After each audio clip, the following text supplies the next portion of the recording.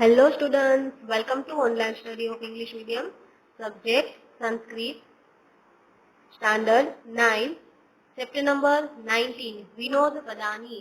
तो स्टूडेंट्स ये विनोद पदानी का मीनिंग होता है जो मनोरंजन देने वाले जो श्लोक होते हैं ना, उसको विनोद पदानी कहते हैं। जैसे हम गुजराती में कहते हैं उखाणा, उखाणा तो સાંભળ્યા હશે તમે? हाँ, એવા જ આ श्लोक છે विनोद पदानी। ये जो श्लोक है वो सुभाषित रत्न भंडागार में से लिए गए हैं और ये यहाँ पे जो 8 श्लोक यहाँ पे दिए गए हैं उसके अर्थ बहुत ही गूढ़ अर्थ है जो आपको हंसाएंगे भी और आपको उसमें से कुछ नॉलेज भी मिलेगा। इस टाइप के श्लोक यहाँ पे दिए गए हैं। Okay, now let's start session 1। First number का श्लोक देखते हैं। कंसंधान कृष्ण का शीतल वाहिनी गंगा केदार पोषण रताः कम बलवंतम न बाधते शीतलम। यहाँ पे कंसंधान कृष्ण, इसका मीनिंग क्या होता है कि कृष्ण ने किसको मारा। यहाँ पे होता है संधान यानी कि मारना। कृष्ण ने किसको मारा, किल्ड कंसा। का शीतल वाहिनी गंगा, का शीतल वाहिनी गंगा का मीनिंग होता है कि शीतल जल वाली गंगा कहाँ से बह रही है।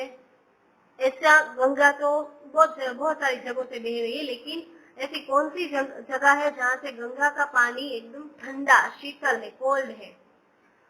के दार पोषण रताः, इसका मीनिंग होता है कि ऐसा कौन है जो स्त्रियों को पोषण देता है, उसकी रक्षा भी करता है। कम बलवंतम न बाधते शीतम, ऐसा कौन सा ऐसा है व्यक्ति है कि कौन सी ऐसी चीज है या फिर कौन सा ऐसा व्यक्ति है जो बलवान, ऐसा बलवान है जिसको कभी ठंडी नहीं लगती।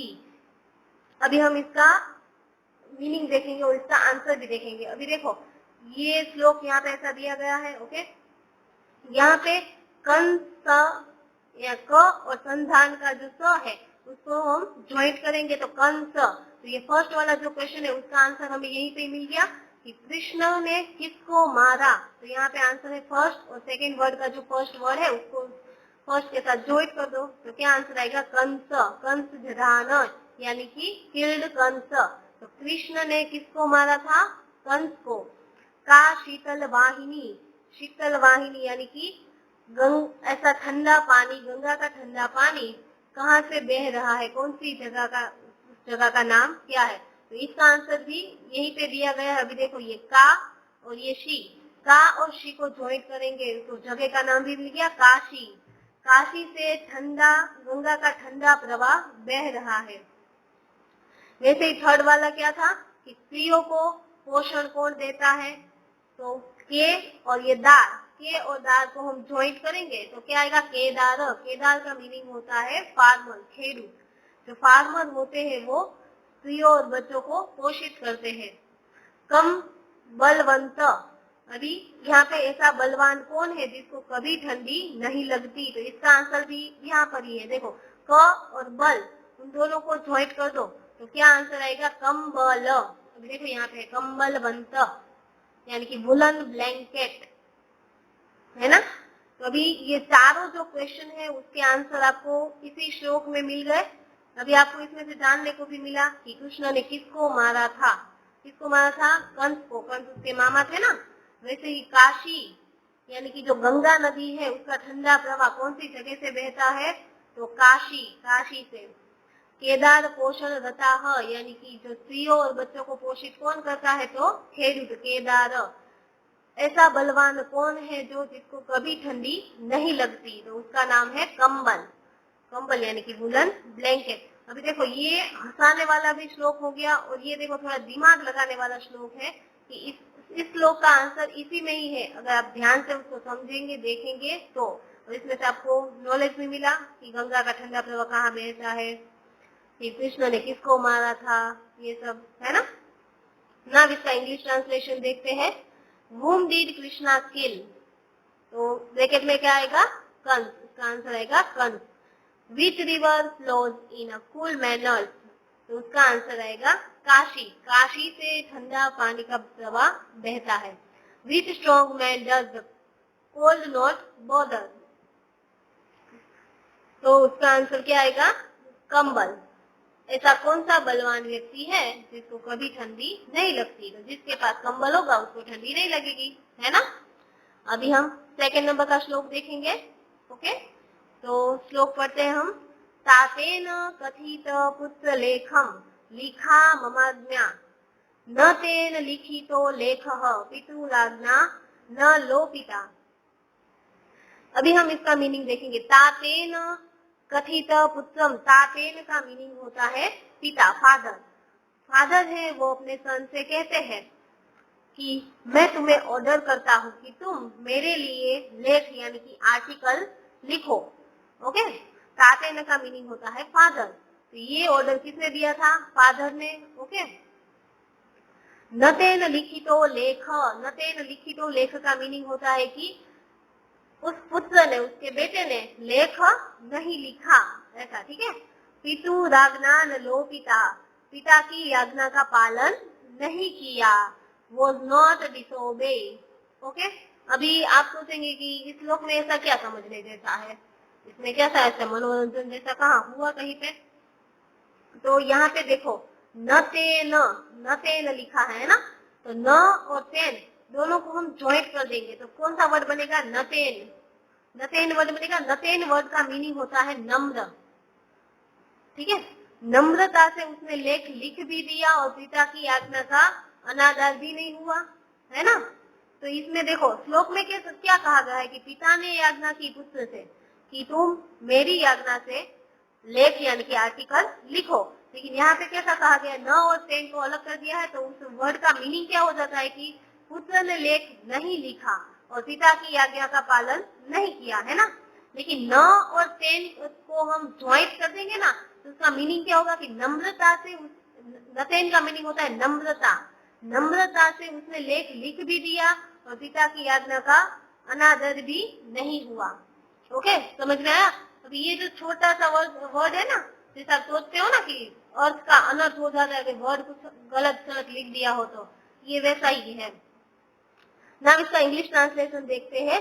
It was told by the father, son, write an article by my order. The article was not written by him. Father's order was not disobeyed.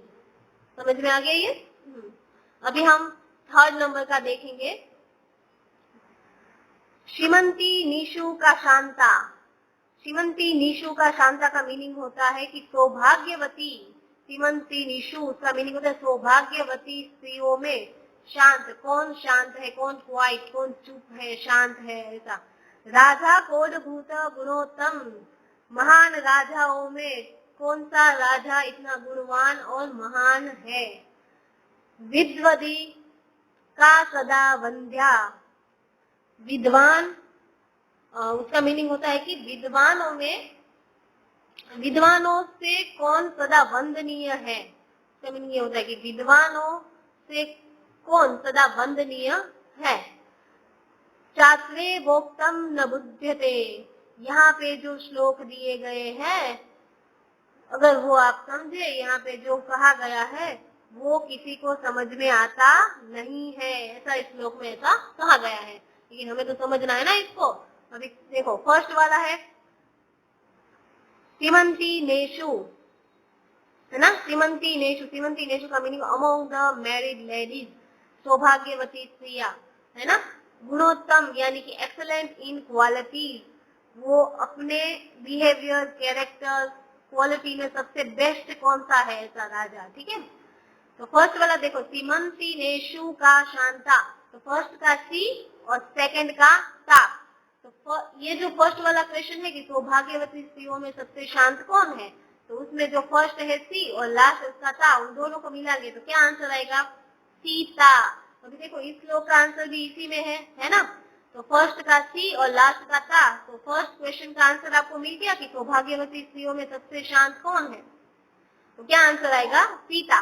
वैसे ही राजा कोडभूत गुणोत्तम, सबसे गुणवान राजा कौन है, तो उसका फर्स्ट का रा और लास्ट का म, तो आंसर क्या आएगा? राम।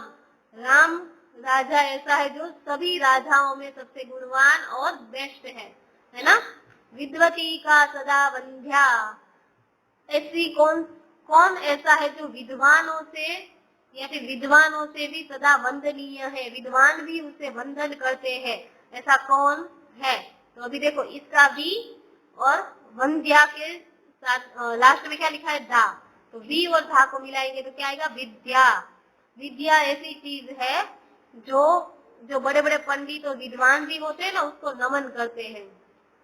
तो यहाँ पे तो ऐसा कहा था कि यहाँ पे जो कहा गया है वो किसी को समझ में आता नहीं है, लेकिन हमें तो आ गया ना, तो हमें यही समझना था।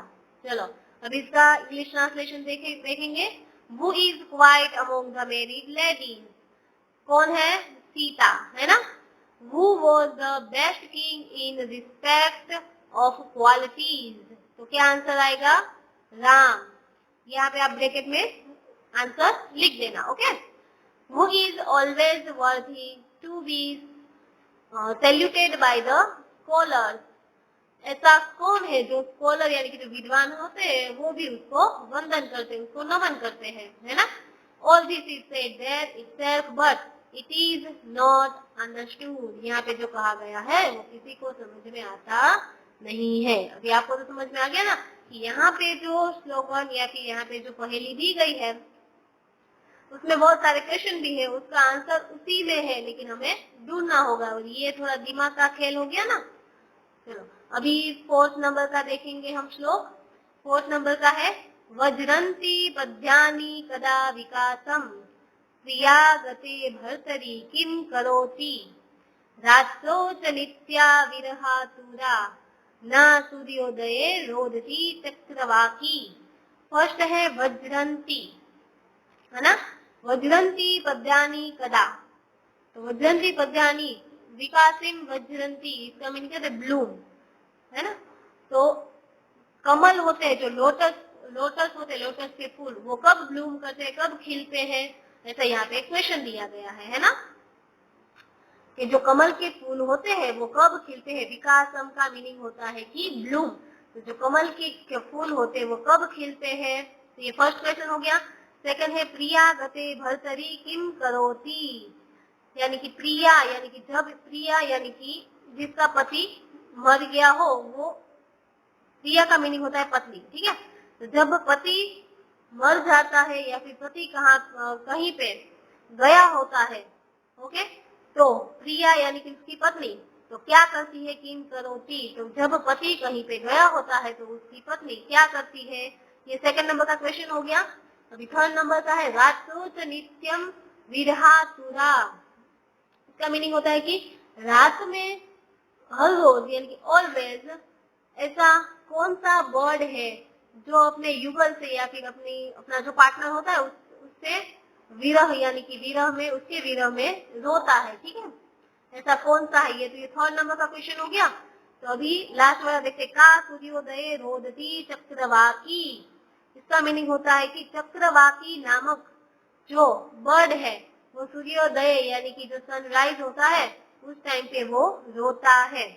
तो अभी आपको ऐसा लगेगा कि इस श्लोक में ऐसा क्या है, तो कुछ समझ में जैसा ही नहीं है। तो कह दिया कि कमल कब खिलते हैं, पति बाहर गया होता है तो पत्नी क्या करती है, फिर अपने युगल से बिछड़ गया हो कोई पंछी तो उसके विरह में वो रोता है। तो ऐसा पंछी कौन है जो अपने युगल के विरह में रोता है, ठीक है। लास्ट में कहा गया है कि जो चक्रवाकी नामक पंछी है वो सूर्योदय के समय रोता है।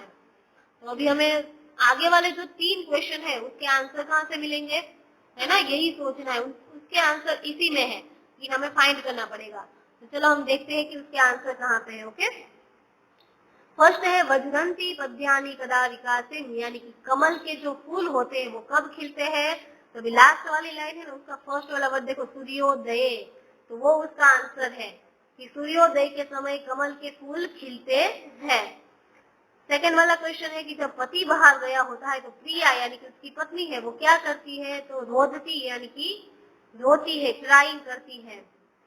थर्ड नंबर का क्वेश्चन है कि ऐसा कौन सा पंछी है जो अपने युगल के विरह में रात के समय अपने युगल से विरही रहता है यानी कि दूर रहता है, ऐसा कौन सा पंछी है, तो उसका नाम है चक्रवाकी नामक पंछी। अभी देखो इस श्लोक के 3 क्वेश्चन है ना, तो तीनों के आंसर आपको इसी श्लोक में मिल गए। फर्स्ट आंसर आया सूर्योदय के समय कमल के फूल खिलते हैं। सेकंड है जो पति बाहर गया होता है तो पत्नी रोती है। थर्ड नंबर का है ऐसा कौन सा पंछी है जो अपने युगल के विरह में रोज रात को अपने युगल से विरह होता है उसका, ठीक है, तो उसका नाम है चक्रवाकी नामक बर्ड। ओके, नाउ इसका इंग्लिश ट्रांसलेशन देखेंगे। व्हेन डू लोटस ब्लूम, कब खिलता है? सनराइज, लास्ट में देखो एट सनराइज, सनराइज को खिलता है। What does a beloved do when her husband dies, या फिर उसका हस्बैंड मर जाता है या फिर कहीं गया होता है तो वो जो वुमन होती है वो क्या करती है? तो क्राइज यानी कि रोती है। वो becomes unhappy due to separation every night, ऐसा कौन है जो हर रोज रात को विरह यानी कि दूर होने से सैड रहता है, दुखी रहता है, तो उसका नाम है चक्रवाक नामक बर्ड। ओके, अभी ये श्लोक समझ में आ गया ना। अभी हम 5th नंबर का देखेंगे। ये वाला श्लोक है ना बहुत ही ज्यादा दिमाग वाला लेकिन मजेदार भी है। चलो ये वाला हम देखते हैं। आदो नकार, आदो यानी कि आगे, नकार यानी कि आगे भी नकार का न है। परतो नकार, परतो यानी कि पीछे भी नकार का न है। मध्य नकारेण हतोदकार, मध्य वाला जो नकार है वो दकार वडे हणा हुआ है। हणा हुआ यानी कि दकार वडे काटा हुआ है ना। एवं नकार त्रय संयुक्तस्य का दान शक्ति खलु नंदनस्य, तो यहाँ पे नकार तर्ण संयुक्त उसका मीनिंग होते 3 नकार यहाँ पे दिए गए हैं, तो ये दान कैसे कर सकता है? तो हम ये श्लोक आपको सोच के ऐसा लगेगा कि ऐसा कैसा श्लोक है, इसमें कुछ समझ में तो आ नहीं रहा है ना, वही हमें यहाँ पे समझना है, ठीक है। तो नकार, तो फर्स्ट लेटर नकार है, फर्स्ट लेटर नकार का न, तो लेटर न। ओके, तो परतो नकार, तो परतो यानी कि पीछे भी नकार का न है।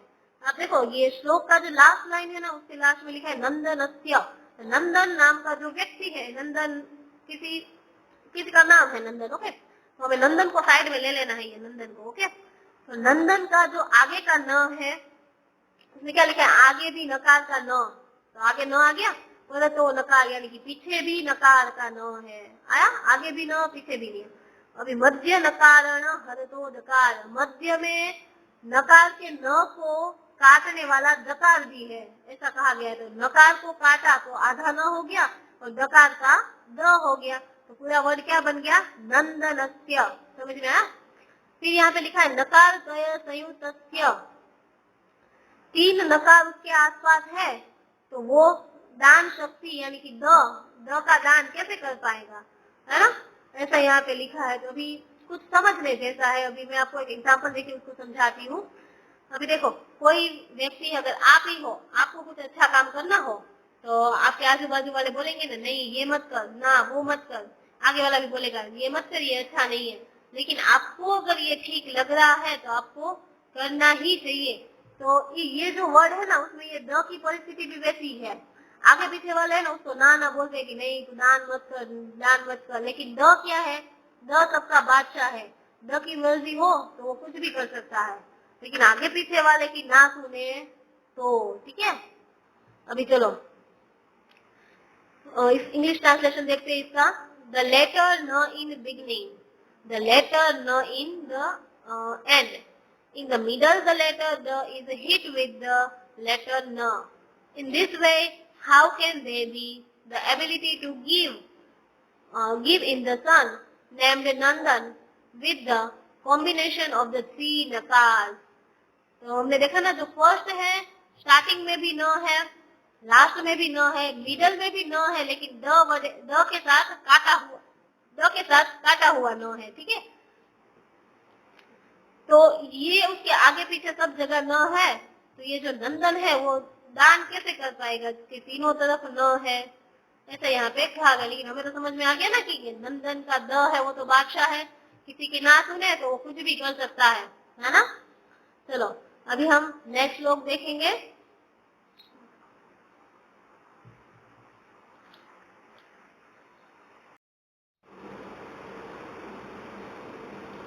7 नंबर का श्लोक देखते हैं। 6 नंबर का श्लोक है ना, वो हम इसके बाद में देखेंगे। ओके, तो 7 नंबर का श्लोक देखते हैं। ये श्लोक भी है ना काफी इंटरेस्टिंग है, इसमें भी आपको थोड़ा दिमाग लगाना पड़ेगा तभी समझ में आएगा। इसमें भी क्वेश्चन है। हाँ, तो चलो फर्स्ट वाला देखते हैं।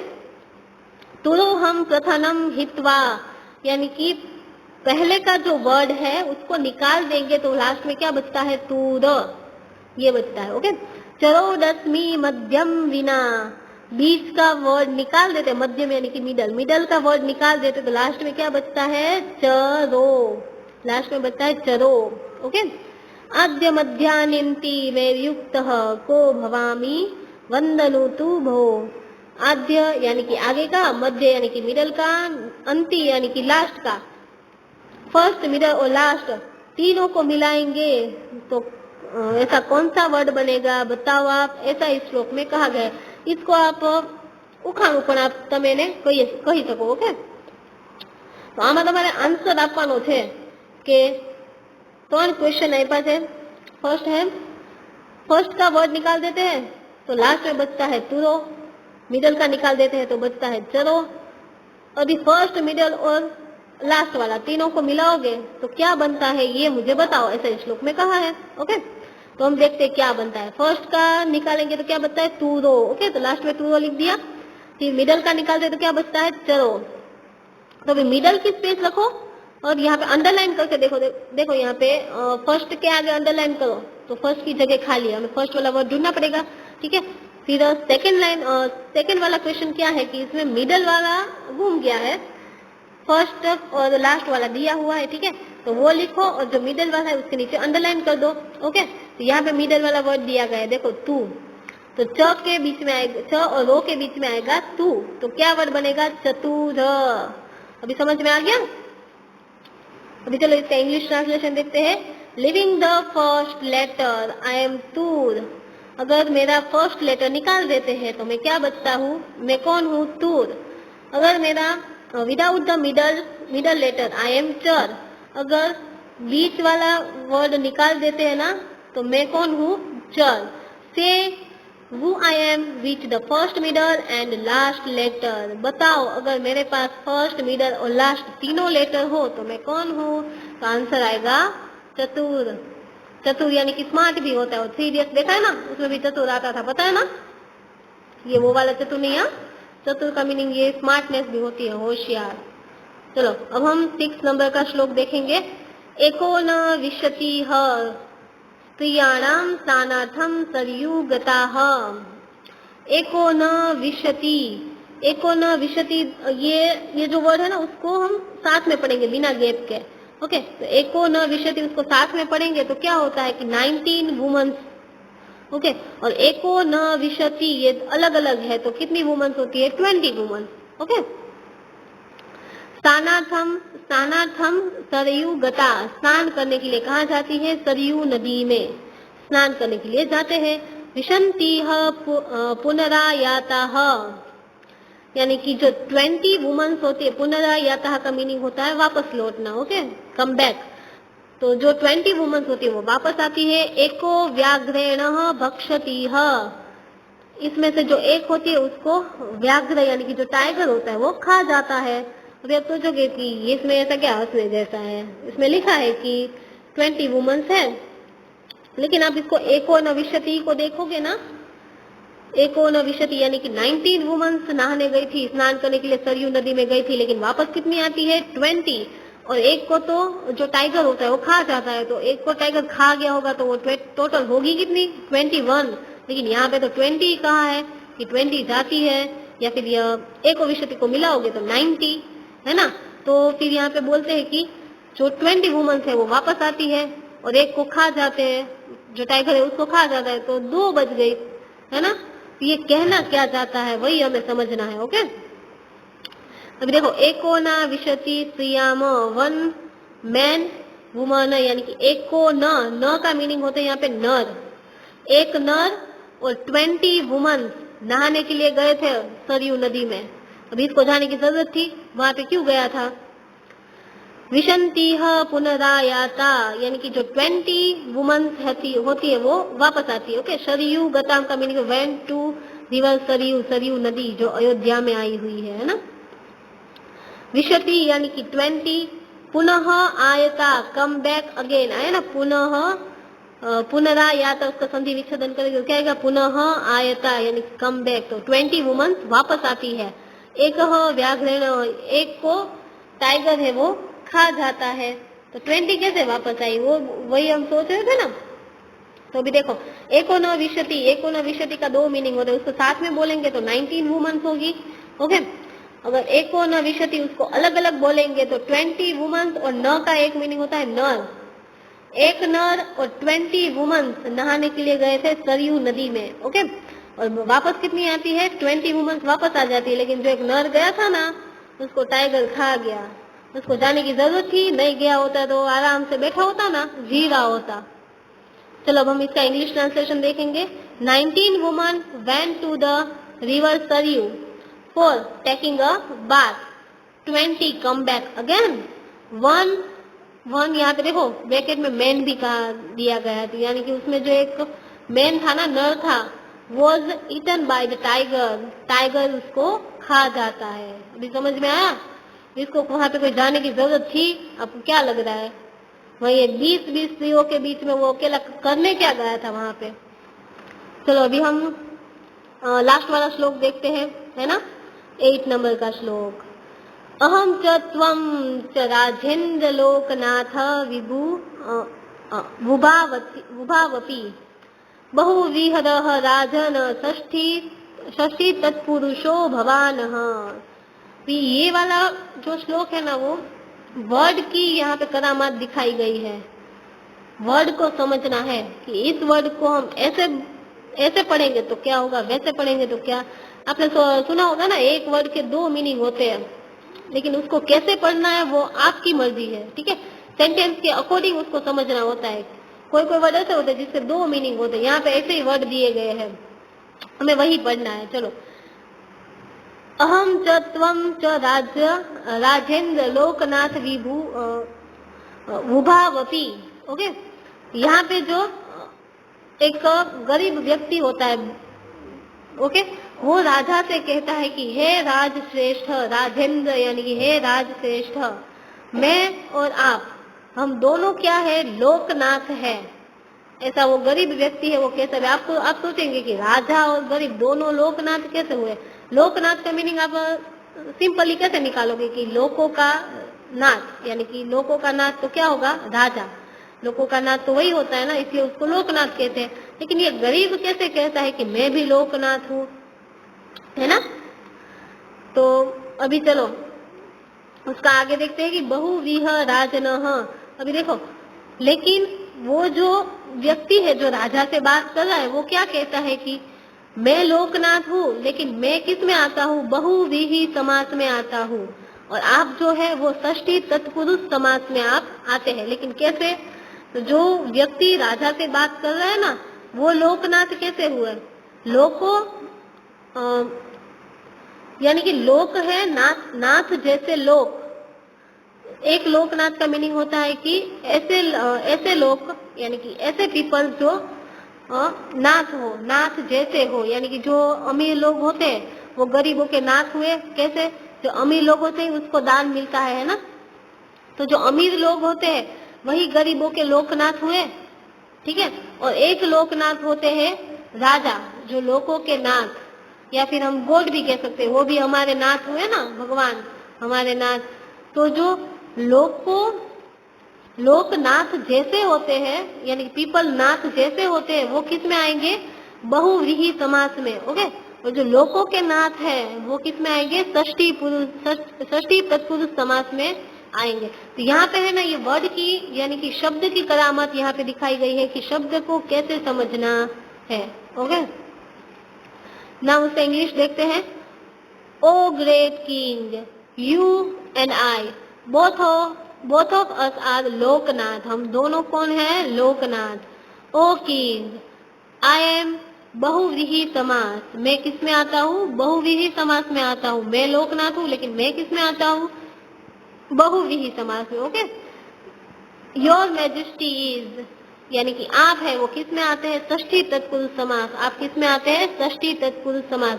अभी ये दोनों इन समास में कैसे आते हैं वो तो हमने बताया कि जो लोगों के यानी कि पीपलों के नाथ जैसे है उसको बहुव्रीहि समास में जैसे उनके जैसे है। ओके, यहाँ पे देखो लिखा गया है लोकाः नाथः अस्य सह, तो वो किस में आएगा, बहुव्रीहि समास में। ओके, तो जो लोगों के नाथ है, लॉर्ड ऑफ पीपल, तो वो किस में आएंगे, षष्ठी तत्पुरुष समास।